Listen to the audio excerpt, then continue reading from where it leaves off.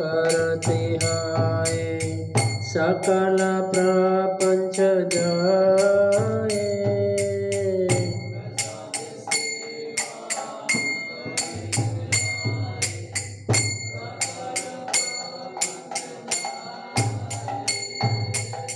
ये दिन गृह भजन देखी गृहत गोलोक भाए।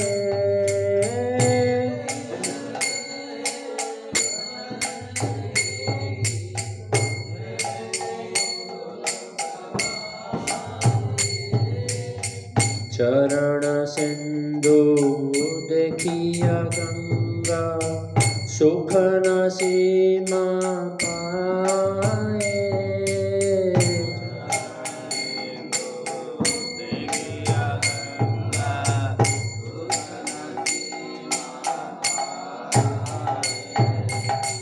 तुलसी देखी जुड़ाया प्राण माधव तोषणी जानी।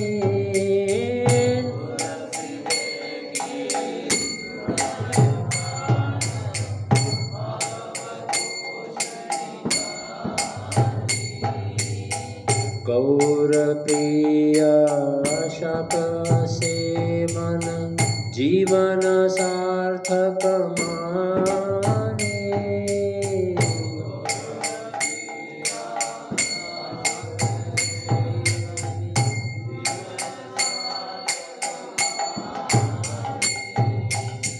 भक्ति विनो कृष्ण भजने अनुकूल पाया।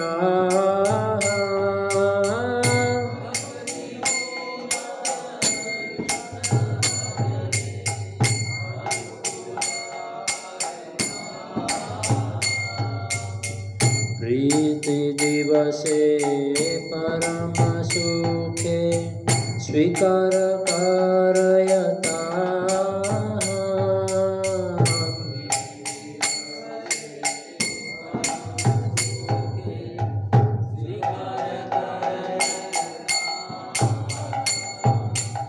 शुद्ध भक्त चरण रेणु भजन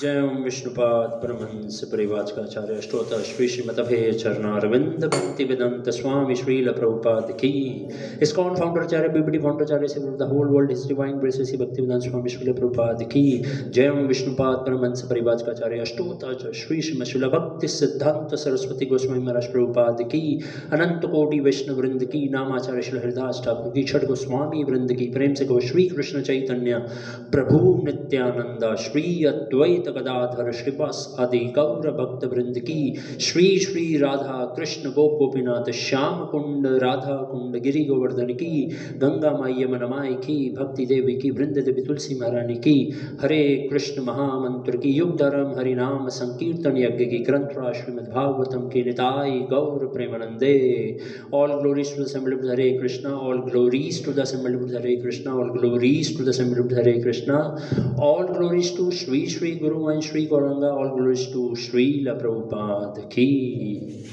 ओम अज्ञानतिमिरन्धस्य ज्ञानञ्जनशलाकया चक्षुरुन्मिलितं येन तस्मै श्रीगुरुवे नमः। श्रीचैतन्यमनोभीष्टं स्थापितं येन भूतले स्वयं रूप कदा मह्यं ददाति स्वपदान्तिकं। वन्देऽहं श्रीगुरु श्रीयुतापदकमलं श्रीगुरुन् वैष्णवांश्च श्रीरूपं सागरजातं सहगण रघुनाथान्वितं तं सजीवं साद्वैतं सावधूतं परिजनसहितं कृष्ण चैतन्य देवं श्रीराधा कृष्ण पादान् सहगण ललिता श्री विशाखान्वितांश्च। हे कृष्ण करुणा सिंधु दीनबंधु जगतपते गोपेश गोपिका कांत राधा कांत नमस्तुते। तत्पकांचन गौरांगी राधे वृंदावनेश्वरी वृषभानुसुते देवी प्रणमामि हरिप्रिये। वाञ्छाकल्पतरुभ्यश्च कृपा सिन्धुभ्येव च पतितानां पावनेभ्यो वैष्णवेभ्यो नमो नमः। श्रीकृष्ण चैतन्य प्रभु नित्यानंद श्री अद्वैत गदाधर श्रीवासादि गौरभक्तवृंद। हरे कृष्णा कृष्णा कृष्णा हरे हरे हरे राम राम राम हरे हरे। नमो विष्णुपादाय कृष्णापृष्ठाय भूतले श्रीमते भक्तिवेदांत स्वामी इति नामिने। नमस्ते सारस्वते देवे गौरवाणी प्रचारिणे निर्विशेष शून्यवादी पाश्चात्य देशतारिणे।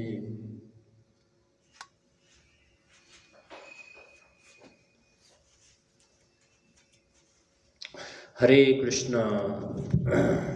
तो आप सभी भक्तों का स्वागत। आज जो हम चर्चा करेंगे, क्योंकि आज बहुत विशेष दिन है, आज क्या है? विजया एकादशी, है ना। तो जैसे कि हम प्रतिदिन जो है प्रातःकाल 8 से 9 श्रीमद् भागवतम की चर्चा करते हैं, लेकिन एकादशी विशेष दिन, तो उस दिन हम चर्चा करते हैं श्रील प्रभुपाद लीलामृत से। तो आज हम प्रभुपाद लीलामृत से कुछ चर्चा करने का प्रयास करेंगे। तो उससे पहले हमने ये भजन गाया, ये शुद्ध भगत चरण रेणु भजन अनुकूल। तो इसका मैं अर्थ पढ़ देता हूँ और फिर हम लीलामृत से पढ़ेंगे। शुद्ध भगत की चरण रज ही भजन के अनुकूल है, भक्तों की सेवा ही परम सिद्धि और प्रेम रूपी लता का मूल है। माधव तिथि भक्ति देने वाली है, इसलिए मैं यत्न पूर्वक इसका पालन करता हूँ। मैं कृष्ण के धाम को ही आदर पूर्वक अपना निवास स्थान चुनता हूँ। मेरे गौर सुंदर ने जिन जिन स्थानों में भ्रमण किया है, मैं भी प्रेमी भक्तों के साथ उन स्थानों का दर्शन करूँगा। मृदंग की मधुर ध्वनि को सुनने के लिए मेरा मन सर्वदा ललाहित रहता है, तथा श्री गौर सुंदर द्वारा प्रवर्तित कीर्तनों को सुनकर आनंद से भरकर मेरा हृदय नाचने लगता है। युगल मूर्ति का दर्शन कर मुझे परम आनंद प्राप्त होता है। महाप्रसाद का सेवन करने से मैं माया को भी जीत लेता हूँ। जिस दिन घर में भजन कीर्तन होता है, उस दिन घर साक्षात गोलोक हो जाता है। श्री भगवान का चरणामृत और श्री गंगा का दर्शन करके तो सुख की सीमा ही नहीं रहती। माधव प्रिय तुलसी का दर्शन कर त्रितापों से दग्ध हुआ हृदय सुशीतल हो जाता है। गौर सुंदर के प्रिय साग का स्वादन करने में ही मैं जीवन की सार्थकता मानता हूँ। कृष्ण भजन के अनुकूल जो भी प्राप्त है, उसे भक्ति विनोद प्रतिदिन सुखपूर्वक ग्रहण करता है। श्रील भक्ति विनोद ठाकुर की, श्रील प्रभुपाद की। तो यहाँ पे जो प्रसंग चल रहा है लीलामृत से, वो है प्रकरण 14। ये है, अच्छा अभी हिंदी में तो ये 2 वॉल्यूम है, हिंदी के 2 वॉल्यूम आते हैं ना लीलामृत के, बट इंग्लिश है 7 वॉल्यूम्स। तो इंग्लिश में 2nd वॉल्यूम में ये प्रसंग आता है। तो आज जो हम चर्चा करेंगे प्रकरण 14, एकाकी संघर्ष। इंग्लिश में लिख रहे हैं स्ट्रगलिंग एलोन। तो ये अपने आप में शीर्षक ही बहुत प्रेरणा देने वाला है ये। और प्रभुपाद जी की लीलामृत बहुत ही हम सब भक्तों के लिए बहुत महत्वपूर्ण है, इसको पढ़ना, इसकी चर्चा करना। आप में से किसने लीलामृत को पढ़ा है, पूरा कंप्लीट किया है लीलामृत? प्रभु जी ने किया। तो ये बहुत महत्वपूर्ण है हमें। अगर हम सही में अगर हम श्रीमद् भागवतम भगवद गीता के खुले रहस्य को समझना चाहते हैं तो उससे पहले हमें आचार्यों की जीवनी को समझना बहुत ज़रूरी है। तो हम सब भक्तों को ज़रूर प्रभुपाद जी की इस लीलामृत को पढ़ना चाहिए, तो इससे हमें बहुत प्रेरणा मिलेगी।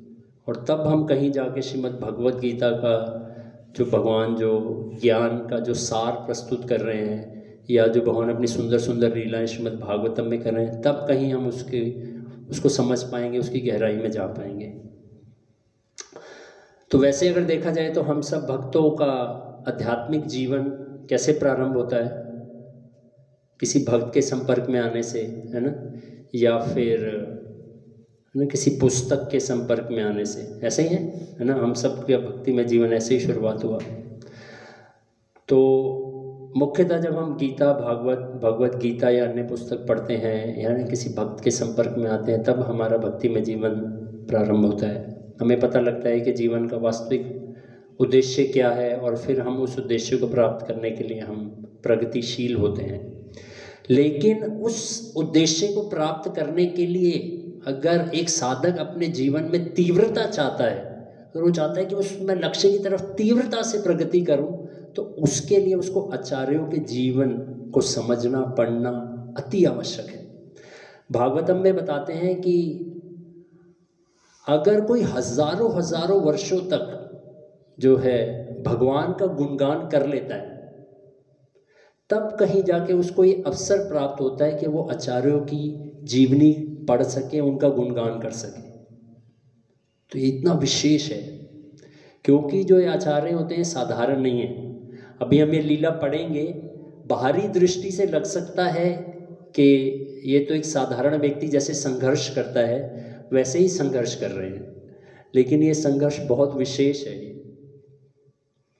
तो यहाँ पे हम प्रारंभ करेंगे एकाकी संघर्ष। ये चैप्टर जब ये प्रभु जी ने मेरे को ये मैसेज भेजा, ये लिंक भेजा, और जब ये लिंक मैंने क्लिक किया और जब ये चैप्टर खुला ना, मुझे बहुत ही हर्ष हुआ। जैसे ये मैंने इसका ये पहला ये पढ़ा, मुझे बहुत हर्ष हुआ, क्योंकि मैं एक छोटा सा आपको अपना एक साक्षात्कार आपके साथ शेयर करना चाहूँगा कि मैं जो इस्कॉन के जब संपर्क में आया, जो मैंने जब सबसे पहली पुस्तक पढ़ी वो थी प्रभुपाद जी की लीलामृत। इट वॉज 1997 और 98 समथिंग, मतलब 97-98 की बात है। तब कॉलेज में फर्स्ट ईयर में हम प्रवेश करना था, 12th के एग्ज़ाम दिए थे। तो मेरे फ्रेंड, उसकी फ़िलॉसफी पढ़ने में बहुत रुचि थी, तो मुझे ज़बरदस्ती ले गया, कह रहे चलो अगर आप लोगों को पता हो तो अगर आप दरियागंज जाएंगे ना, तो दरियागंज में उस समय बुक ऐसे फेयर लगा करता था, सड़क पे ऐसे ना लोग बुक्स को ऐसे बिछा के वहाँ बेचा करते थे, संडे के संडे लगा करता था। तो अभी हमारे कॉलेज स्टार्ट होने थे, तो छुट्टियाँ थी, मई जून की छुट्टियाँ चल रही थी, जुलाई से सेशन स्टार्ट होना था। तो मुझे ज़बरदस्ती ले गया संडे को सुबह सुबह कि चल कुछ चलते हैं, कुछ लेके आते हैं वहाँ से ना बुक्स, हमारे पास 2-3 महीने हैं तो कुछ पढ़ेंगे। तो मेरी तो बिल्कुल रुचि नहीं थी, मैंने कहा कॉलेज की बुक्स पढ़ने में ही आलस आता है, वहाँ से क्या लिटरेचर लेके आएंगे, क्या पढ़ेंगे। मैंने कहा नहीं यार मैं नहीं जा रहा, लेकिन मुझे ज़बरदस्ती ले गया वो, नहीं चलेंगे, सुबह 8 बजे, संडे का दिन, कौन उठना चाहेगा 8 बजे, मैं तो वैसे ही बड़ा आलसी था। तो मुझे ले गया, तो वो ऐसे ही वो घूम रहे, मेरी कोई रुचि नहीं पढ़ने में। तो अचानक एक स्थान पे वो रुका, तो बुक देख रहा था ऐसे, तो अचानक उसके हाथ में ना प्रभुपाद जी की लीलामृत आ गई। तो उस समय लीलामृत ना बहुत छोटी होती थी, इससे भी छोटी साइज़ की। जैसे अगर अभी आपने अगर श्रीमद् भागवतम का स्मॉल वॉल्यूम देखा है, छोटे वाला, उस साइज़ की बुक होती थी, और बहुत सारी बुक होती थी। तो उसमें से उसने वो तो ऐसे ही मतलब बेच रहे थे, तो उनके पास तो जो भी स्क्रैप, मतलब जो भी उनके पास होती हैं वो बुक्स रख लेते हैं। तो उस समय उनके पास जो बुक थी वो एक छोटी बुक प्रभुपाद की, वो ये वाली थी, जिसमें कि ये वाला चैप्टर से बिगिनिंग थी, इससे पहले वाला चैप्टर से स्टार्ट था वो, जो पेंसिल्वेनिया में प्रभुपाद मिलते हैं, आते हैं, जब बॉस्टन लैंड करते हैं प्रभुपाद, वो वाले वहाँ से स्टार्ट थी वो लीलामृत। तो उसने ले ली, और मेरे को बोलता है कि तो ये बुक तू पढ़। मैंने कहा मैं क्यों पढ़ूँ भाई, मैंने कहा बुक आपने ली, आप पढ़ो, मैं क्यों पढ़ूँ, मेरी कोई रुचि नहीं है इसमें। कह रहे नहीं, मैं उसने जैसे बुक देखा तो उसने कुछ कुछ प्रभुपाद जी के बारे में सुन रखा था, वो पढ़ा नहीं था लेकिन सुन रखा था। ऐसे कि एक स्वामी थे, वो पाश्चात्य देश में जाके उन्होंने भारतीय संस्कृति का प्रचार किया था, तो उसने सुना हुआ था। तो मेरे को बोलते हैं कि ये वो स्वामी है जिन्होंने पाश्चात्य देश में जाके हमारी भारतीय संस्कृति का प्रचार किया है, तो ये कोई साधारण नहीं है यार, तो इसको पढ़, इसके बारे में इनको पढ़। तो मैंने कहा ठीक है चलो ले लेते हैं। तो उन्होंने बहुत सारी पुस्तकें ली, उसमें ये भी ले ली। लेने के बाद उसने मेरे को वो पुस्तक दे दी मेरे को। तो कई दिनों तक तो वो पुस्तक पड़ी रही, मैंने खोला भी नहीं उसको। तो एक दिन अचानक ऐसे ही मैंने खोल ली प्रभुपाद जी की लीलामृत, और जैसे ही मैंने खोली वो पुस्तक और मैंने उसको पढ़ना प्रारंभ किया, अब मानेंगे नहीं, मेरी बिल्कुल रुचि नहीं थी उसको पढ़ने में, लेकिन जब मैं इस चैप्टर पे आया, जब मैंने इस चैप्टर को पढ़ा, स्ट्रगलिंग एलोन, ये वाले चैप्टर से जब मैंने आगे पढ़ना शुरू किया, मैंने उस बुक को बंद नहीं किया, मैंने उसको पूरा कंप्लीट किया। और मैं इतना इंस्पायर्ड हुआ, मुझे लगा कि ऐसे कैसे हो सकता है कि कोई व्यक्ति इतनी वृद्ध अवस्था में कैसे वो पाश्चात्य देश में जाके अकेला, है ना, ऐसे वो हमारी संस्कृति का ऐसे प्रचार कर सकता है। मैंने कहा तो अद्भुत है। तो मेरे अंदर उसी समय एक जिज्ञासा हुई, मैं कहा इस व्यक्ति से मिलना चाहता हूँ। मतलब मुझे नहीं पता था कि ये शरीर छोड़ चुके हैं, त्याग चुके हैं, मतलब है नहीं, इस धराधाम पे नहीं है, लेकिन मेरे अंदर एक जिज्ञासा उत्पन्न हुई। मैं कहा ऐसे व्यक्ति का तो दर्शन करना चाहिए, इनसे मिलना चाहिए मुझे। तो फिर आगे जाके फिर मैं 2001-2 में फिर मैं वृंदावन, मुझे मौका मिला और फिर मैं पहली बार इस्कॉन में गया। फिर वहाँ पे मुझे वहाँ जाके पता चला कि ये तो मतलब जा चुके हैं, यहाँ पे नहीं है। तो वहाँ पे प्रभुपाद जी का जब मैंने वो फर्स्ट टाइम जब दर्शन किया, मुझे लगा साक्षात बैठे हुए हैं, अभी बात करेंगे, बोलेंगे कुछ, लेकिन बाद में फिर पता चला कि नहीं, ये जा चुके हैं। और फिर वहाँ से मेरे भक्तों की भेंट हुई वहाँ पे मुझे, वहाँ पे आइंदर प्रभु जी का कीर्तन सुना मैंने कई घंटों तक। तो इस तरह से मतलब ये जब ये आया तो मेरे को एकदम वो मेमोरीज याद आ गई कि किस प्रकार से ये, तो बहुत प्रेरणादायक है, बहुत बहुत प्रेरणादायक है। तो हम इसको पढ़ते हैं, ठीक है। तो प्रकरण 14, एकाकी संघर्ष। मैं पीछे बैठा करता था और बैठकों में उनकी बातों को चुपचाप सुनता रहता। वह निर्विशेषवाद की निरर्थक बातें करते रहते और मैं चुप रहता। तब एक दिन उन्होंने पूछा कि क्या मैं कुछ कहना चाहूँगा, और मैं कृष्ण भावनामृत के विषय में बोला। मैंने चुनौती दी कि वे शंकराचार्य के हवाले से मापगंडता दर्शन और व्यर्थ की बातें बता रहे थे। उन्होंने इस बात का इनकार किया, अपने बचाव की कोशिश की और कहा कि मैं नहीं बता रहे थे, और कहा कि वे नहीं बता रहे थे, शंकराचार्य बता रहे थे। मैंने कहा आप शंकराचार्य का प्रतिनिधित्व कर रहे हैं, बात एक ही है। तब वे मुझसे बोले, स्वामी जी मैं आपको बहुत चाहता हूँ, किंतु आप यह भाषण नहीं दे सकते। परंतु यद्यपि हमारे दर्शन में अंतर था और वे मुझे बोलने देने के लिए तैयार नहीं थे, तो भी वे मेरे प्रति कृपालु थे और मैं भी उनके प्रति मैत्रीपूर्ण था। शिला प्रभुपाद की वार्तालाप से। तो ये प्रभुपाद वार्तालाप कर रहे हैं किनसे? प्रभुपाद डॉक्टर मिश्रा से वार्तालाप कर रहे हैं, और प्रभुपाद इस चैप्टर के बिगनिंग में उसको कोट किया है सतस्वरूप स्वामी महाराज ने। तो आगे बढ़ते हैं। प्रभुपाद न्यूयॉर्क महानगर में किसी को नहीं जानते थे। अभी प्रभुपाद आपने पीछे पढ़ा होगा कि कैसे प्रभुपाद जी जब बॉस्टन पहुंचते हैं, बॉस्टन से फिर प्रभुपाद कहाँ पे जाते हैं?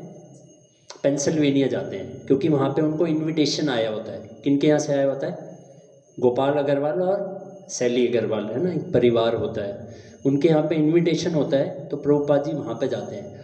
प्रभुपाद जी इंडिया से बोर्ड होते हैं, आई थिंक 13 अगस्त या 3 अगस्त, है ना, इन 1965, और लैंड करते हैं बॉस्टन में आई थिंक 7 सितंबर। तो एक महीना जो है प्रभुपाद जी जो है वो पेंसिल्वेनिया, बटलर पेंसिल्वेनिया में प्रभुपाद जी सैली अग्रवाल और गोपाल अग्रवाल के यहाँ पे रहते हैं। प्रभुपाद जी के बाद 2 महीने का वीज़ा होता है, 2 मंथ का ऐसा वीज़ा होता है। तो 1 महीना बीत चुका होता है और फिर प्रभुपाद जी अब फिर वहाँ पे डिसाइड करते हैं, क्योंकि वहाँ पे बहुत ज़्यादा प्रभुपाद को प्रचार के अवसर प्राप्त नहीं हो रहे होते पेंसिल्वेनिया में। एक आध जगह प्रभुपाद यूनिवर्सिटी में जाते हैं और कुछ प्रोफेसर से मिलते हैं, तो प्रभुपाद फिर विचार करते हैं कि अब मुझे इस स्थान को छोड़ के अब मुझे न्यूयॉर्क जाना है। वो एक उचित स्थान है प्रचार करने के लिए, क्योंकि मैं यहाँ पे आया हूँ अपने गुरु महाराज की जो आदेश है उसका पालन करने के लिए, तो उसके लिए जो उचित स्थान है वो न्यूयॉर्क है। तो प्रभुपाद पेंसिल्वेनिया से फिर प्रभुपाद जी न्यूयॉर्क आ जाते हैं। तो जब न्यूयॉर्क पहुँचते हैं तो प्रभुपाद यहाँ लिख रहे हैं, प्रभुपाद न्यूयॉर्क महानगर में किसी को नहीं जानते थे। मतलब प्रभुपाद जी वैसे स्थान पे पहुँच गए जहाँ पे प्रभुपाद जी को ना कोई जानता है और ना ही प्रभुपाद जी किसी को जानते हैं। किंतु डॉक्टर राममूर्ति मिश्र से उनका संपर्क था। उन्होंने बटलर से डॉक्टर मिश्रा को एक पत्र लिखा था, जिसके साथ परमानंद मेहरा से बंबई में प्राप्त परिचय पत्र भी संलग्न कर दिया था। उन्होंने डॉक्टर मिश्रा को फ़ोन भी कर दिया था और डॉक्टर मिश्रा ने न्यूयॉर्क में उनका स्वागत करने के लिए अपने साथ रहने का आमंत्रण दिया था। तो प्रभुपाद जी को एक आमंत्रण प्राप्त हो जाता है, किन के साथ रहने के लिए? डॉक्टर मिश्रा के साथ। फिलाडेल्फिया के से पोर्ट अथॉरिटी बस टर्मिनल पहुंचने पर डॉक्टर मिश्रा का एक विद्यार्थी उन्हें मिला और सीधे शहर के भीतर हो रहे एक भारतीय उत्सव में ले गया। वहां प्रभुपाद की भेंट डॉक्टर मिश्रा तथा रवि शंकर और उनके भाई नर्तक उदय शंकर से हुई। तब प्रभुपाद डॉक्टर मिश्रा के साथ हडसन नदी के तट पर स्थित उनके घर 33 रिवर साइड ड्राइव गए। यह घर 14वीं मंजिल पे था। उसमें बड़ी बड़ी खिड़कियां थी जो नदी की ओर खुलती थी। डॉक्टर मिश्रा ने प्रभुपाद को एक अलग कमरा दे दिया। तो इस प्रकार प्रभुपाद डॉक्टर मिश्रा के उस अपार्टमेंट में पहुंच जाते हैं। डॉक्टर मिश्रा नाटकीय तथा आडंबर प्रिय व्यक्ति थे। आंखें नचाकर और हाथ झटकाकर बातें करना उनका स्वभाव था। प्रिय तथा सुंदर जैसे शब्दों का प्रयोग करते। गुरु कैसे होना चाहिए उसकी एक कलापूर्ण परिकृष्ट छवि प्रस्तुत करने वाले डॉक्टर मिश्रा को कुछ न्यूयॉर्क निवासी शहरी स्वामी कहते थे। अमेरिका आने के पहले वे संस्कृत के अध्येता, गुरु और डॉक्टर रह चुके थे। वे कई पुस्तकें लिख चुके थे, जैसे कि टेक्स्ट बुक ऑफ योग साइकोलॉजी एवं अद्वैत दार्शनिक, शंकर की शिक्षाओं पर आधारित self analysis and self knowledge. संयुक्त राज्य में आने पर उन्होंने अपनी डॉक्टरी व्यवसाय जारी रखा, किंतु जब कुछ लोग उनके शिष्य होने लगे तब उन्होंने डॉक्टरी का व्यवसाय बंद कर दिया।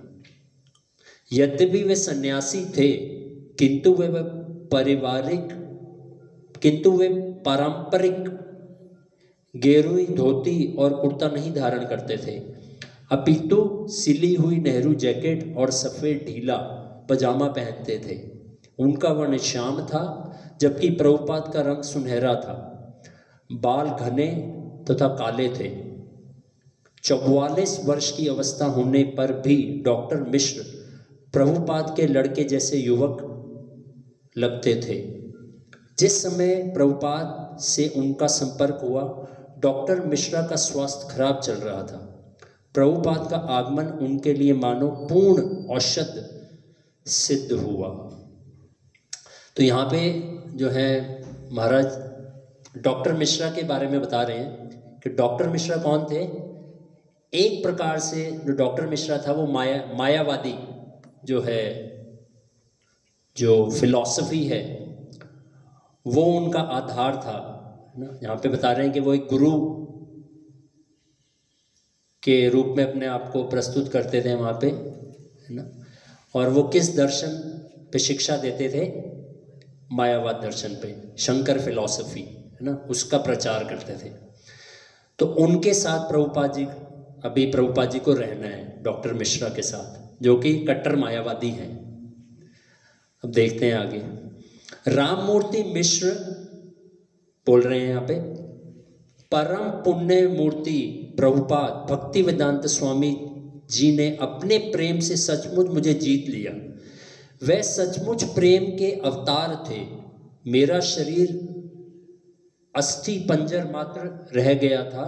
उन्होंने अपनी पाक विद्या और विशेषकर अपने प्रेम और भगवान कृष्ण के प्रति अपनी भक्ति से सचमुच ही मुझे जीवन दान दिया। भोजन बनाने में मैं बहुत आलसी था, पर वे उठ जाते और भोजन तैयार कर डालते। डॉक्टर मिश्रा इस बात के प्रशंसक थे कि प्रभुपाद एक रसायन शास्त्री की सूक्ष्मता के साथ तरह तरह के व्यंजन तैयार करते और उन्हें खाने के प्रति भी उनमें बड़ा उत्साह था। राममूर्ति मिश्र वे मुझे रोटी नहीं अपितु प्रसाद प्रदान करते थे। यही जीवन था और उन्होंने मेरा जीवन बचा लिया। उस समय मुझे विश्वास नहीं था कि मैं जीवित रहूंगा, किंतु उनका समय से खाना खिलाना, चाहे मुझे भूख हो अथवा ना हो, मुझे बहुत पसंद आया। वे उठ जाते और कहते, ये भगवत प्रसाद लो, और मैं कहता बहुत अच्छा। तो देखिए यहाँ पे प्रभुपाद के संपर्क में आने से वो शेयर कर रहे हैं किस प्रकार से उनका शारीरिक स्वास्थ्य पूर्ण रूप से, वो कह रहे मैं मृतपरायण, मैं मरने ही वाला था, मेरा शरीर जर्जर हो चुका था, लेकिन प्रभुपाद ने मुझे क्या दिया? वो खाना नहीं देते थे, वो क्या बोलते थे? वो भगवत प्रसाद। आप ये क्या कीजिए, आप ये भगवत प्रसाद लीजिए आप, है ना। और वो खाली भगवत प्रसाद नहीं देते थे, वो कह रहे उसके साथ वो क्या देते थे? मुझे प्रेम देते थे, जो बहुत प्रेम से वो जो भगवत प्रसाद देते थे वो, है ना। और उससे क्या हुआ, मैं अपनी जो मेरे शरीर की शिथिलता थी वो पूर्ण रूप से चली गई। तो ये देखिए, ये है शुद्ध भक्तों के द्वारा भोग लगाया हुआ प्रसाद, और उसको ग्रहण करने से हमारी भगवत चेतना का उदय तो होता ही है ना। अगर कोई शुद्ध भक्त के द्वारा हमें अगर प्रसाद प्राप्त होता है तो बहुत बहुत बहुत शक्तिशाली है। प्रभुपाद बोलते हैं अगर कोई जीवन में 2 कार्य कर लेता है, अगर नियमित रूप से अगर वो 2 कार्य करता है, वो नियमित रूप से वो भगवत प्रसाद को ग्रहण करता है, वो बहुत आदर पूर्वक, बहुत सम्मान के साथ, भोग की दृष्टि से नहीं, सम्मान की दृष्टि से अगर वो इस भगवत प्रसाद को स्वीकार करता है, और दूसरा वो हरे कृष्ण महामंत्र का जप करता है, तो प्रभुपाद बताते हैं उसकी परफेक्शन गारंटीड है। प्रभुपाद NOI के एक परपट में लिख रहे हैं कि उसकी एडवांसमेंट इन कृष्णा कॉन्शियसनेस, उसकी परफेक्शन गारंटीड है। तो ये हमें श्रद्धा होना चाहिए, है ना। प्रभुपाद की कृपा से हम सबको भी भगवत प्रसाद प्राप्त है ना। हम प्रसाद की महिमा को जानते हैं, है ना। आप देखिए, इस्कॉन में आने से पहले हमें पता था कि भगवत प्रसाद क्या होता है। हमें प्रसाद वही पता था जो मंदिर में हमें जाते ना, बूंदी मिल जाती थी, है ना, जाओ मंगलवार को बूंदी मिल जाती थी, और उसी को हम मानते थे, है ना। लेकिन हमें वास्तविक रूप में भगवत प्रसाद की महिमा नहीं पता थी, क्या है भगवत प्रसाद, होता क्या है। लेकिन ये आचार्यों की विशेष कृपा है ना। प्रभुपाद जी की हमारे ऊपर विशेष कृपा है ना, कि हमें नियमित रूप से हमें, है ना, भगवान को भोग अर्पित किया गया, हमें प्रसाद स्वीकार होता है ना। तो हमें बहुत ही उसको सम्मान और आदर करना चाहिए, और प्रभुपाद जी के बहुत कृतज्ञता प्रकट करनी चाहिए हमें प्रभुपाद जी को, है ना, कि प्रभुपाद जी की कृपा से हमें ये भगवत प्रसाद प्राप्त हो रहा है। अगर ऐसी चेतना के साथ हम उस प्रसाद को स्वीकार करेंगे ना, आप देखिएगा बहुत जल्दी हमारी जो चेतना है शुद्ध हो जाएगी। और अगर हम उसको इस मनोभाव से, है ना, अच्छी भावना से अगर स्वीकार नहीं करेंगे, तो फिर आप देखिएगा कि वो प्रसाद कुछ दिन में हमारे लिए भोग का एक वो साधन हो जाएगा, है ना। हम उसको भोग के रूप में लेंगे। तो इसलिए बहुत महत्वपूर्ण है। प्रभुपाद यहाँ पे इसी चीज़ को बता रहे हैं महाराज कि किस प्रकार प्रभुपाद के सिर्फ प्रसाद देने मात्र से व्यक्ति का जो है वो शारीरिक जो है रोग चला गया।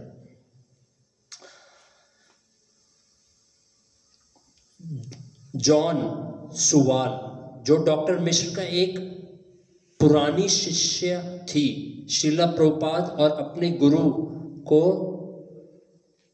रिवर साइड ड्राइव में उनके आवास में प्राय साथ साथ देखा करती। जॉन सुवाल बोल रही हैं, मुझे स्वामी जी की स्मृति एक बच्चे जैसी है, इस अर्थ में कि वे बड़े भोले भाले सरल और निरीह लगते थे। डॉक्टर मिश्रा के माध्यम से मेरी जो धारणा है उसके अनुसार वे प्रभुपाद को अपने पिता तुल्य समझते थे, जो उनके प्रति बहुत दयालु और कृपालु थे। किंतु स्वामी जी को निर्दिष्ट करने के लिए जो शब्द अधिकांशतः प्रयुक्त होते थे वे थे एक बच्चे की तरह, जिसका भाव यह था कि वह पुरातन सुंदर अर्थ में सरल थे। जब पहली बार स्वामी जी से मेरा परिचय कराया गया, उस समय डॉक्टर मिश्रा ने कहा था कि वे बहुत पुण्यशाली पुरुष हैं, बहुत धार्मिक और भगवत भावनामृत में निमग्न हैं। स्वामी जी के स्वभाव से बहुत मधुर थे। स्वयं मुझे स्मरण है कि न्यूयॉर्क के जीवन की नित्य प्रति की उलझनों में फंसे रहने पर भी वे बहुत अच्छे व्यक्ति थे। स्वामी जी अपना कार्य आरंभ करने के लिए सर्वोत्तम स्थान की तलाश में थे। वे व्यवहार पटु व्यक्ति थे। मुझे अच्छी तरह स्मरण है कि हर रात को अपने कपड़े धोने के बारे में वे बहुत सावधान थे। वह उनके पास जाती और पाती कि डॉक्टर मिश्रा के आवास पर कुछ विद्यार्थी बैठे हैं और स्नान घर में स्वामी जी के गिरे हुए वस्त्र टंगे हुए हैं। तो यहाँ पे एक जॉन सुवाल जो कि डॉक्टर मिश्रा की ही स्टूडेंट थी, उन्हीं की शिष्य थी, तो वो अपना साक्षात्कार जो है यहाँ पे शेयर कर रही है। किस प्रकार जो स्वामी जी का जो स्वभाव था, किस प्रकार प्रभुपाद जी के स्वभाव के बारे में यहाँ पे बता रही कि बहुत मधुर थे, बहुत सरल थे, तो इस प्रकार से वो और पिता के तुल्य थे, तो वो बता रही हैं यहाँ पे। कभी कभी श्रीला प्रभुपाद डॉक्टर मिश्रा से अपने अमेरिका आने के उद्देश्य के संबंध में विचार विमर्श करते और पश्चिम में कृष्ण भावनामृत की स्थापना करने के विषय में अपने आध्यात्मिक गुरु की कल्पना की चर्चा करते। वह डॉक्टर मिश्रा से सहायता के लिए अनुरोध करते, किंतु डॉक्टर मिश्रा सदैव अपने शिक्षण कार्य की बातें करते, जिसके कारण उन्हें बहुत व्यस्त रहना पड़ता था। वे यह भी कहते कि उनकी योजना यथाशीघ्र अमेरिका छोड़ देने की थी। कुछ सप्ताह बाद जब प्रभुपाद को अपने आवास में रखना डॉक्टर मिश्रा के लिए असुविधाजनक लगने लगा, तब उन्होंने स्वामी जी को सेंट्रल पार्क के वेस्ट 72nd स्ट्रीट की 5वीं मंजिल पर अपने हठ योग स्टूडियो में स्थानांतरित कर दिया। वह विस्तृत स्टूडियो इमारत के मध्य में स्थित था। उसमें एक कार्यालय था और उससे अलग हुआ एक निजी कक्ष था, जिसमें स्वामी जी ठहरे। उसमें कोई खिड़की ना थी। तो अब डॉक्टर मिश्रा के जो अपार्टमेंट में प्रभुपाद जी स्टे किए थे, 14th फ्लोर पे अपार्टमेंट था, अब वो क्या हुआ, उन्होंने उनको दूसरे अपने जो उनका एक जो योगा सेंटर था, हठ योग सेंटर चलाते थे डॉक्टर मिश्रा, वहाँ पे उनको शिफ्ट कर दिया प्रभुपाद जी को। और प्रभुपाद अक्सर डॉक्टर मिश्रा से अपना जो उनका मिशन था उसके लिए चर्चा करते रहते थे कि मेरे गुरु ने, मैं क्यों यहाँ पे अमेरिका में आया हूँ, क्या मेरा उद्देश्य है, क्या मेरा प्रयोजन है। लेकिन डॉक्टर मिश्रा उसमें ज़्यादा इंटरेस्ट नहीं शो करते थे, वो अपने कार्यों में ही व्यस्त रहते थे। दार्शनिक दृष्टि से प्रभुपाद से सर्वथा भिन्न मत रखने वाले डॉक्टर मिश्रा अथवा परम सत्य के निर्गुण पहलू की को सर्वोपरि मानते थे। प्रभुपाद वैदिक आस्तिक दर्शन का अनुसरण करते हुए ही परम सत्य का पूर्ण ज्ञान सगुण है, सगुण रूप अथवा भगवान की श्रेष्ठता पर बल देते थे। भगवद गीता का कथन है कि निर्गुण ब्रह्म सगुण भगवान के अधीन है और वह उनसे वैसे ही उद्भूत होता है जैसे सूर्य ग्रह से सूर्य की किरणें। इसी निष्कर्ष की शिक्षा प्राचीन भारत के प्रमुख परंपरागत आचार्यों जैसे कि रामानुजा और मध्वा ने दी है, और श्रीला प्रभुपाद मध्वाचार्य की गुरु शिष्य परंपरा में थे।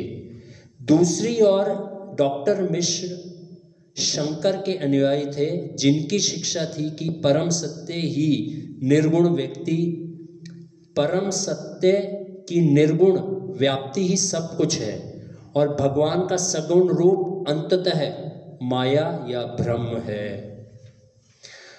प्रभुपाद के आस्तिक दर्शन में जहाँ आत्मा को भगवान का शाश्वत दास स्वीकार किया जाता है, वहाँ डॉक्टर मिश्रा के विचार के अनुसार आत्मा विशिष्ट नहीं है। प्रयुक्त उनका विचार था कि क्योंकि हर व्यक्ति परम ब्रह्म ईश्वर से अभिन्न है, इसलिए अपने से बाहर ईश्वर की आराधना करने की आवश्यकता नहीं है। डॉक्टर मिश्र का कथन था हर वस्तु एक है, एवरीथिंग इज वन। तो यहाँ पे जो है ये फिलॉसफिकल डिबेट है ना। डॉक्टर मिश्रा क्या कहते थे, उनकी क्या फिलॉसफी थी, मायावाद फिलॉसफी है ना। और प्रभुपाद जी क्या क्या बोलते थे कि जो परम भगवान है वो क्या है, एक व्यक्ति है, वो निर्गुण नहीं है, वो क्या है, सगुण है, स्वरूप है, स्वरूप है उनका है ना। उनके अंदर गुण है। निर्गुण का अर्थ ये नहीं है कि वो उनका कोई फॉर्म नहीं है ना। तो ये मायावाद दर्शन है ना।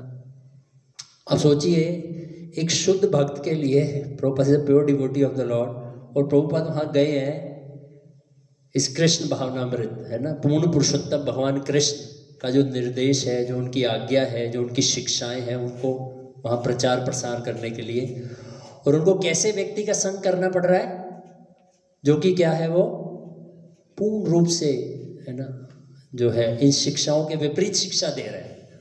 और प्रभुपाद को वहाँ बैठना पड़ता था उस हठ योग में। प्रभुपाद जी जहाँ पे वो शिक्षा देते थे, प्रभुपाद जी वहाँ बैठते थे वो, और ये प्रभुपाद जी को सुनना पड़ता था। और आगे महाराज लिख रहे हैं कि एक भक्त के लिए महाप्रभु ने क्या शिक्षा दी है, मायावादी भाष्य सुन ले है सर्वनाश।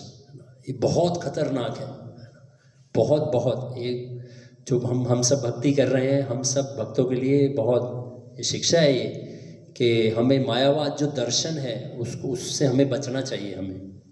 ये बहुत, वैसे तो देखिए ये जो मायावाद है वो हम सब के अंदर है, ये कहीं ना कहीं सुप्त अवस्था में हम सब में मायावाद है, सब में है ना। क्योंकि इसकी जड़ें बहुत गहरी हैं। अभी भी अगर आप भारतवर्ष में देखेंगे तो अधिकतर लोग जो हैं वो अभी भी इस मायावाद दर्शन से प्रभावित है ना, इसको कहीं ना कहीं इसको फॉलो करते हैं। तो पर एक शुद्ध भक्त के लिए इस दर्शन को सुनना बहुत, जिसको है वो बहुत जो है वो कष्ट देने वाला है। और प्रभुपाद इसके लिए इसको फाइट भी करते थे, इसको चैलेंज भी करते थे। तो प्रभुपाद यहाँ दे रहे हैं उदाहरण कि आप कह रहे हैं कि वो कोई व्यक्ति नहीं है विशिष्ट, कोई उसका स्वरूप नहीं है वो, है ना। तो प्रभुपाद बोल रहे हैं कि ये कंप्लीट डेफिनेशन नहीं है पूर्ण पुरुषोत्तम भगवान की, है ना। भगवान इम्पर्सनल है, लेकिन भगवान का एक पर्सन फॉर्म भी है, एक पर्सन भी है वो। जैसे सूर्य और सूर्य की किरणें, मायावाद क्या कहता है, सूर्य की किरण ही सब कुछ है, वो सूर्य के अस्तित्व को स्वीकार ही नहीं करते वो, है ना। और वो क्या बोलते हैं मायावाद दर्शन, और क्या कहता है, सब एक है। क्या बोलते हैं, अहम ब्रह्मस्मि, हम सब क्या है, हम सब ब्रह्म है। अभी माया में है लेकिन जब ये माया दूर हो जाएगी तो हम सब क्या हो जाएंगे, हम भी ब्रह्म बन जाएंगे। सब वस्तु एक है, सब एक है। तो ये बहुत खतरनाक फिलॉसफी है ये नहीं। तो प्रभुपाद को ये सुनना पड़ता था। फिर प्रभुपाद जी बोल रहे, प्रभुपाद के प्रति वाद करते हुए कहा, यदि हम में से हर व्यक्ति परब्रह्म है तो यह परब्रह्म इस भौतिक जगत में कष्ट क्यों पा रहा है? प्रभुपाद ने प्रश्न किया, अगर हम सब परब्रह्म है तो परब्रह्म यहाँ क्यों कष्ट पा रहा है वो, और संघर्ष क्यों कर रहा है? डॉक्टर मिश्रा प्रत्युत्तर में कहते हैं कि परब्रह्म अस्थायी रूप से माया में आच्छन्न है। क्या वो कह रहे हैं कि अभी टेम्परेरली वो माया के अंडर है वो, और हठ योग तथा ध्यान से मनुष्य प्रबुद्ध हो जाता है और उसे यह बोध हो जाता है कि यह सब ब्रह्म है। प्रभुपाद पुनः चुनौती देते हैं, यदि ब्रह्म माया के अछन्न हो सकता है तो मानना पड़ेगा कि माया ईश्वर से, परम ब्रह्म से महान है।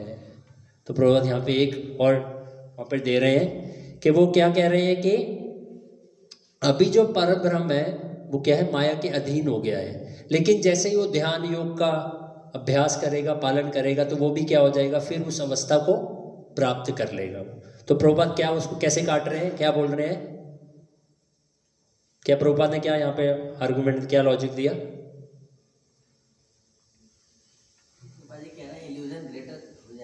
हाँ, कि अगर अभी हम माया के वश में हैं, है ना, और फिर समय अनुसार हम माया को छोड़ के परब्रह्म बन जाएंगे, तो प्रभुपाद यहाँ बोल रहे हैं इसका मतलब माया इज ग्रेटर देन ब्रह्म, तो माया उससे फिर बड़ी हो गई ब्रह्म से। तो यहाँ प्रभुपाद उसको इस तरह से उसको काट रहे हैं।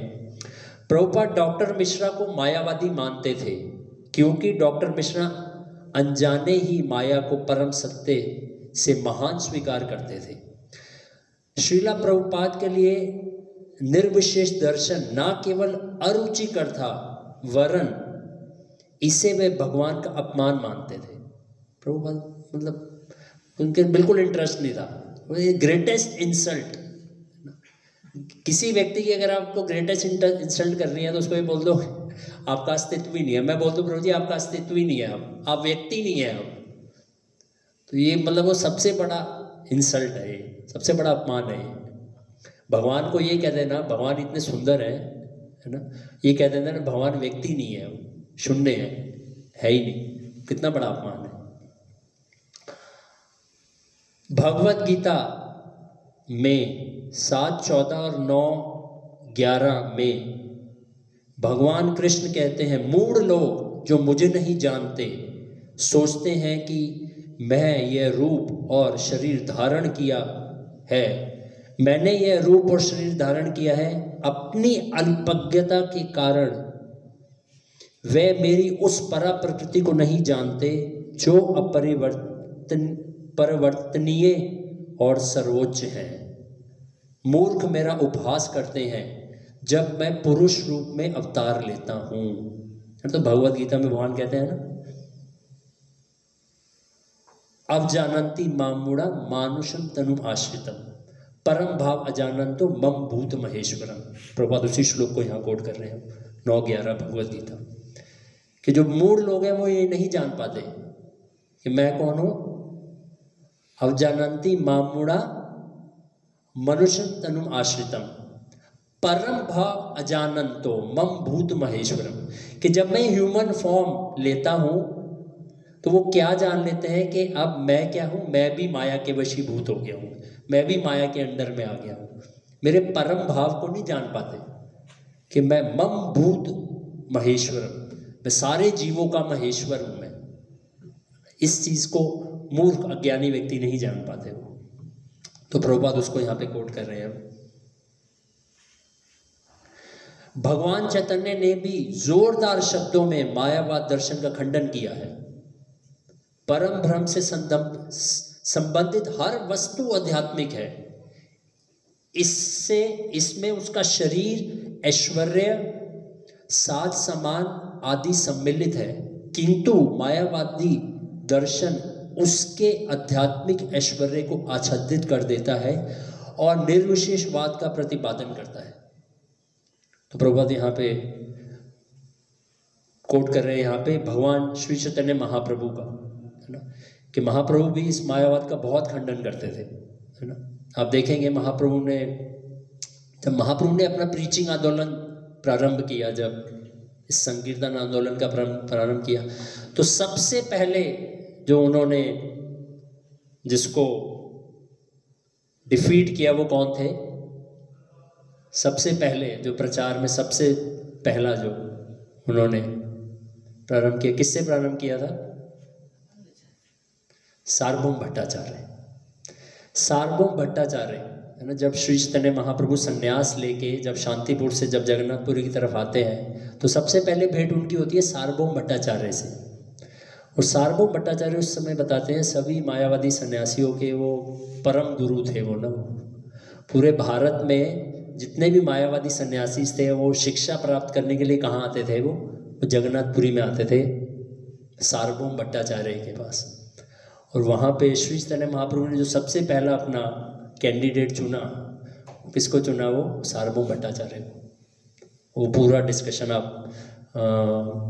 चैतन्य चरितामृत मध्य लीला, आई थिंक 5th और 6th चैप्टर है, डिलीवरेंस ऑफ सार्वभौम भट्टाचार्य, सार्वभौम भट्टाचार्य का अवतार।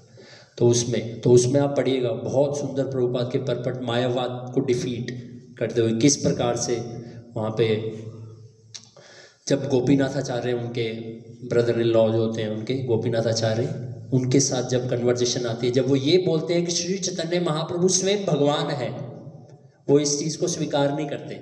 सार्वभौम भट्टाचार्य कहते ये कैसे भगवान? भगवान तो ब्रह्म है ना, भगवान व्यक्ति कैसे हो सकते हैं? तो वहाँ पे गोपीनाथाचार्य और सार्वभौम भट्टाचार्य के बीच में जो बहुत सुंदर कन्वर्जेशन, और प्रभुपाद जी के बहुत सुंदर सुंदर परपट हैं उसमें मायावाद को डिफीट करते हुए, तो पढ़ सकते हैं आप उनको भी। तो यहाँ पे वो श्री चैतन्य महाप्रभु को यहाँ पे कोट कर रहे हैं। फिर आगे बोल रहे हैं, किंतु मायावाद दर्शन उसके आध्यात्मिक ऐश्वर्य को आच्छादित कर देता है और निर्विशेषवाद का प्रतिपादन करता है। अमेरिका आने के पूर्व श्रील प्रभुपाद ने भागवतम के तात्पर्य में लिखा था, महत्वाकांक्षी मायावादी दार्शनिक परमेश्वर की सत्ता में लीन हो जाना चाहते हैं। मुक्ति के इस रूप का अर्थ मनुष्य के व्यक्तिगत अस्तित्व का निषेध है। दूसरे शब्दों में यह एक प्रकार का आध्यात्मिक आत्महत्या है। तो क्या है ये? स्पिरिचुअल सुसाइड, है ना, के भ्रम में लीन हो जाना, है ना, ये क्या है? आध्यात्मिक सुसाइड है ये। प्रभुपाद पहले ही before coming to America, Prabhupada ने जब Prabhupada first canto of Srimad Bhagavatam को ट्रांसलेशन कर रहे थे प्रभुपाद, तो उसी को यहाँ पे बता रहे हैं किस प्रकार प्रभुपाद ने वहाँ पे भी मायावाद दार्शनिक की चर्चा की। वहाँ पे यह भक्ति योग के दर्शन के नितांत प्रतिकूल है। भक्ति योग विशिष्ट बद्ध जीव को अमरता प्रदान करता है। यदि कोई मायावाद दर्शन का अनुगमन करता है तो वह अपना भौतिक शरीर त्याग करने के बाद अमरता प्रदान करने का अवसर खो देता है। चैतन्य महाप्रभु के शब्दों में मायावादी कृष्ण अपराधी, मायावादी शून्यवादी भगवान कृष्ण के प्रति सार्वधिक अपराधी है। इस प्रकार चैतन्य महाप्रभु का यह निष्कर्ष था कि शंकर का भाष्य सुनने मात्र से मनुष्य का संपूर्ण आध्यात्मिक जीवन नष्ट हो जाता है। डॉक्टर मिश्रा शंकर के दर्शन के साथ अपने तादात्म्य से संतुष्ट थे और प्रभुपाद को उनके भगवान कृष्ण और भगवत गीता पर रहने देना चाहते थे, किंतु प्रभुपाद ने स्पष्ट किया कि शंकर भी मानते थे कि परब्रह्म कृष्ण या नारायण भौतिक जगत से परे नित्य विद्यमान है, इसलिए वह दिव्य पुरुष है, नारायण परो अव्यक्त। तो प्रभुपाद यहाँ पे उनको बोल रहे हैं, क्या कह रहे हैं कि जो आपका जो दर्शन है ना, जो शंकर जो फिलॉसफी जो प्रेजेंट कर रहे हैं, स्वयं शंकराचार्य भी जो थे वो इस दर्शन को स्वीकार करते थे कि जो नारायण है वो इस भौतिक जगत से परे है और एक व्यक्ति है वो। तो इस दर्शन को वो भी प्रस्तुत करते थे। प्रभुपाद जी यहाँ पे उनको कर रहे हैं, इस बात की पुष्टि कर रहे हैं यहाँ पे। और प्रभुपाद हमेशा ही जो थे वो श्रीमद् भागवतम और श्रीमद् भगवद गीता से इस तथ्य को उनके सामने प्रस्तुत करते रहते थे कि जो भगवान है वो एक व्यक्ति है। कुछ समय के लिए भिक्षुक प्रभुपाद अपने मायावादी परिचित डॉक्टर मिश्रा की सदिच्छा पर आश्रित थे, जिसके साथ वे नित्य भोजन करते थे, वार्तालाप करते थे और जिनके आश्रय में वे रहते थे। परंतु यह सब कुछ कितना असुविधाजनक था। वे अमेरिका इसलिए आए थे कि वे कृष्ण के संबंध में विशुद्ध साहसपूर्ण प्रचार करें, किंतु यहाँ तो उन्हें बंधनों में डाला जा रहा था।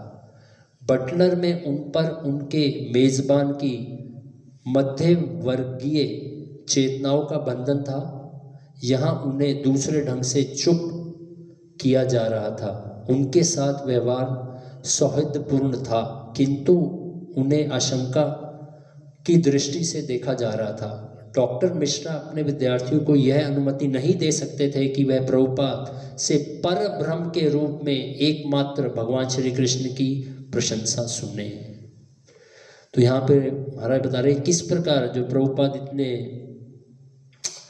असुविधाजनक स्थिति में थे। प्रभुपाद यहाँ पे बता रहे हैं महाराज कि कैसे जब प्रभुपाद जब पेंसिल्वेनिया में थे तो वहाँ पे क्या स्थिति थी कि वो एक मीडियोकर फैमिली के बीच में जो उनका जो मानसिकता से बद्ध थे, प्रभुपाद बंधे हुए थे, है ना, क्योंकि उनके यहाँ रह रहे थे।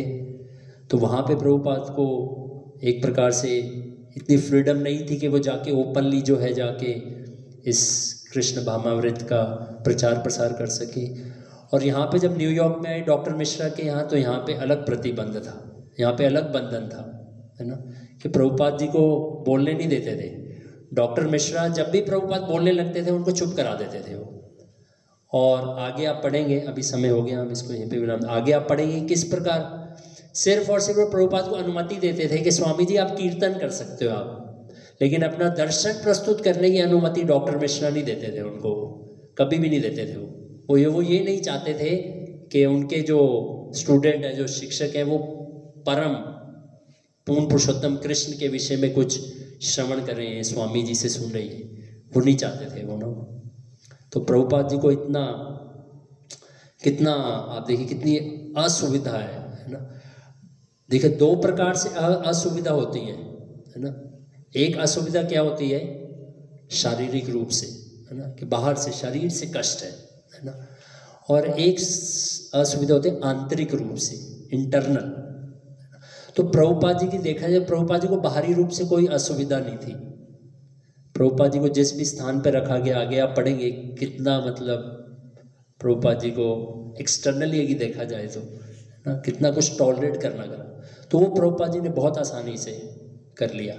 लेकिन एक शुद्ध भक्त के लिए जो अनटॉलरेबल होता है वो ये होता है कि वो कृष्ण का जो संदेश है उसका प्रसार प्रचार नहीं कर पा रहा हो, ये उसके लिए अनटॉलरेबल है वो लोग, है ना। तो प्रभुपाद जी को ऐसी ही यहाँ पे प्रभुपाद जी के लिए जो है संघर्ष है ना। तो यहाँ पे जैसे चैप्टर का नाम ही है स्ट्रगलिंग एलोन। तो वैसे देखा जाए तो शुद्ध भक्त कभी भी एलोन नहीं होता, वो कभी भी होता ही नहीं है वो। तो उनके साथ हमेशा संता सदैव हृदयेषु विलोकयन्ति जन श्याम सुंदरम अचिंत्य गुणा स्वरूपम गोविंदम आदि पुरुषम तम अहम भजामि, है ना। तीर्थंति को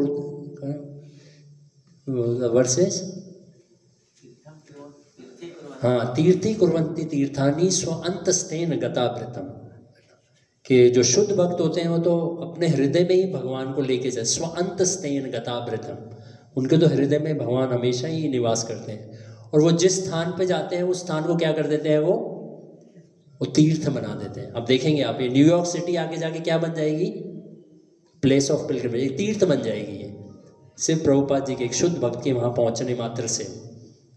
तो pure devotee is never alone, Krishna is always with a pure devotee. लेकिन हमारे लिए है ये शिक्षा है ना, बहुत महत्वपूर्ण शिक्षा है कि आध्यात्मिक जीवन में संघर्ष है ना। क्योंकि कई बार हमें लगता है कि जब हम आध्यात्मिक जीवन में आते हैं हमें लगता है कि हमें तो आप देखिए सब कुछ है ना, सब कुछ एकदम तैयार मिल गया, हमारे लिए क्या संघर्ष है, हमें थोड़ी ना जाके कृष्णा कॉन्शियस को एस्टेब्लिश करना है। आगे देखेंगे प्रभुपाद एक राधा कृष्ण का टेम्पल बनाना चाह रहे थे। प्रभुपाद की इच्छा थी कि प्रीचिंग करने के लिए एक सेंटर होना चाहिए, जैसे कि वहाँ पे बहुत सारे मायावादीज का सेंटर थे वहाँ पे। तो प्रभुपाद को लगता था कि लोग तभी आके सुनेंगे जब हमारे पास कोई एक स्थान होगा। तो प्रभुपाद एक सेंटर बनाने के लिए इतना प्रभुपाद ने संघर्ष किया, क्योंकि ये जो अभी चर्चा चल रही है अक्टूबर मंथ की चर्चा है। आगे अगर आप जाएंगे ना तो जब जनवरी लगभग ये साल बीत जाता है 1965 और 1966 के बिगनिंग में जनवरी में प्रभुपाद जो है प्रभुपाद की ये ऐसी इच्छा होती है और उनको ऐसे एक निमंत्रण भी आता है एक किसी दिल्ली के बहुत बड़े इंडस्ट्रियलिस्ट जेके, जो कॉरपोरेशन जेके, आपने नाम सुना होगा, जेके एक बहुत बड़े इंडस्ट्रियलिस्ट हैं।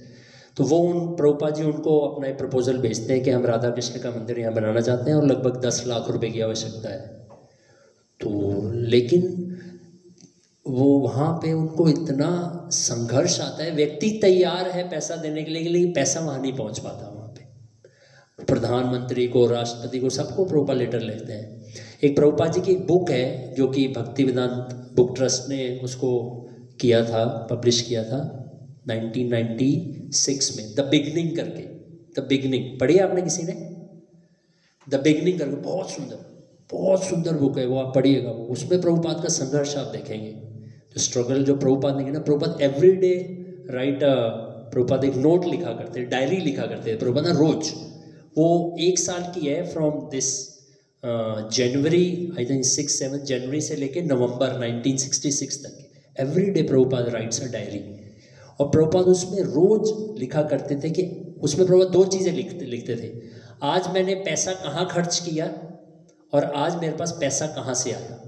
क्योंकि प्रभुपाद के पास तो पैसा था नहीं, तो प्रभुपाद को कुछ समय के लिए स्पॉन्सरशिप दी थी जो सैली अग्रवाल और गोपाल अग्रवाल ने।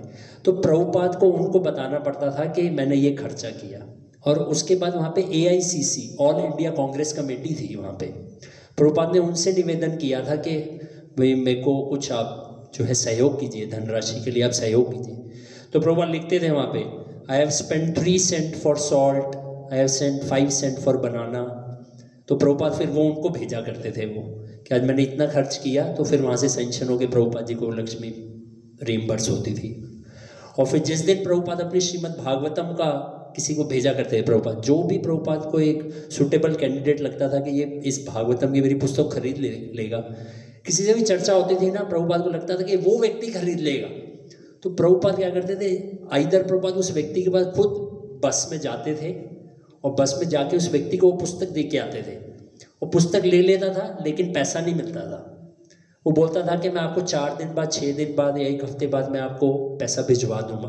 तो प्रभुपाद उसको छोड़ आते थे, उन्हें दे आते थे उसको। और फिर प्रभुपाद आते थे, अपनी डायरी लिखते थे, उसमें लिखते थे कि today I have spent 30 cent on bus fare and no collection, today no collection, कोई पैसा नहीं मिला मुझे। आप समझ रहे? तो प्रभुपाद इतना इतना संघर्ष कर रहे थे, लेकिन प्रभुपाद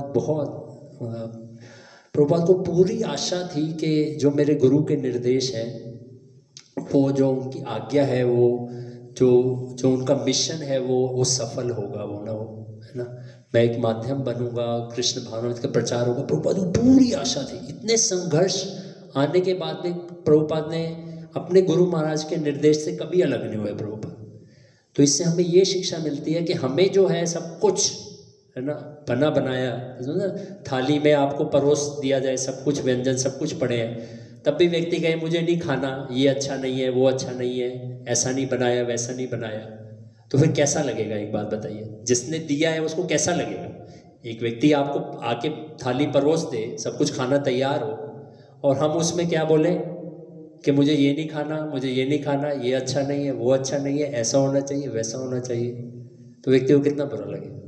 तो उसी प्रकार से प्रभुपाद जी ने हमें इस इस्कॉन मूवमेंट, वो international society for Krishna conscious, हमें दे दिया, सब कुछ दे दिया, है ना।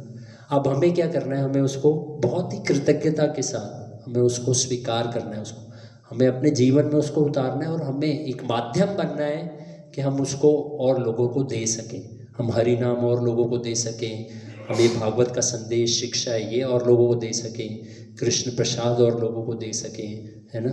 इस प्रचार प्रसार में हम एक माध्यम बन सकें, सही मनोवृत्ति के साथ, सही भावना के साथ हम इसको ग्रहण करें और हम दूसरों को दें।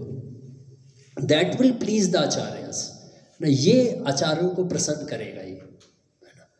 तो जब आचार्य प्रसन्न होंगे, जब प्रभुपाद प्रसन्न होंगे, तब कृष्ण प्रसन्न होंगे और तब कहीं जाके जो हमारा लक्ष्य है ना, वो उसके हम और प्रगति कर पाएंगे, उसके और बढ़ पाएंगे। तो इसलिए हमें प्रभुपाद के इस संघर्ष को पढ़ना चाहिए, इसको समझना चाहिए, समझने की कोशिश करना चाहिए और इससे हमें प्रेरणा लेनी चाहिए। हमें भी अगर हमारे जीवन में संघर्ष आए, है ना, तो हमें उससे घबराना नहीं चाहिए। We are in the Maya's world, है ना, तो माया हमेशा हमें संघर्ष देती रहेगी। Every step there is a danger in this material world. तो भक्त को कभी भी घबराना नहीं चाहिए, बाहरी उससे कभी भी घबराना नहीं चाहिए, भारी संघर्ष आएंगे। लेकिन if we are connect our self with the teachings of acharyas, teaching of the spiritual master, if we connect our self, अगर हम उनकी शिक्षाओं के साथ अपने आप को कनेक्ट कर लेते हैं, जैसे प्रभुपाद जी ने अपने गुरु की शिक्षा के साथ कनेक्ट थे, वेरी डीपली कनेक्टेड, तो बाहरी संघर्ष उनको लगे ही नहीं। तो उसी प्रकार से हम सब साधुओं को भी, है ना, भारी संघर्ष आएंगे, लेकिन अगर हम गुरु की, आचार्यों की शिक्षाओं के साथ कनेक्ट कर लिया, हार्ट टू हार्ट वो कनेक्शन हो गया, if we are align with the instructions, तो आप देखिएगा हम इन सब भी कष्टों को, इन संघर्षों को इंद्रियों के द्वारा, है ना, बाहरी परिस्थितियों के द्वारा, व्यक्ति के द्वारा, है ना, अपने मन के द्वारा, इन सबको हम ओवरकम कर जाएंगे, है ना। तो इसलिए हमें इन शिक्षाओं को, इस प्रभुपाद जी की लीलामृत को बहुत गंभीरता से पढ़ना चाहिए, समझना चाहिए और इनको अपने जीवन में उतारने के लिए प्रभुपाद जी से हमें प्रार्थना करनी चाहिए। ठीक है, तो हम यहीं पे विराम देंगे। हरे कृष्णा। श्रील प्रभुपाद की, श्रील प्रभुपाद लीलामृत की, आप सब भक्तों की निताई गौर प्रेमानंदे। हरे कृष्णा कृष्णा कृष्णा हरे हरे, हरे राम राम राम हरे हरे।